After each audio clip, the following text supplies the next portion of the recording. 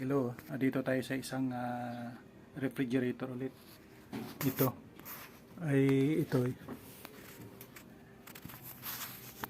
actually may nag-test na dito, may nag-check na, tapos second opinion lang sa atin. Ay ang problema daw board. So far sa ngayon daw parang wala naman ako may nakita dito na problema sa board. Ang may problema dito at saka itong problema to. Ang sensor pinalitan, tapos ang ano dito ay 120 kilo ohms ang value nito. Dapat 4 to 5 kilo ohms lang. So pinalitan ko ng kuan, pinandar ko kanina, ayaw din umandar. Ngayon subukan ko na para to be sure na wala tayong problema dun.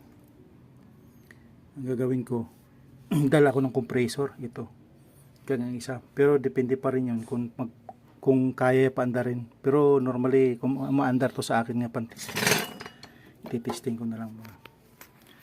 Sige po.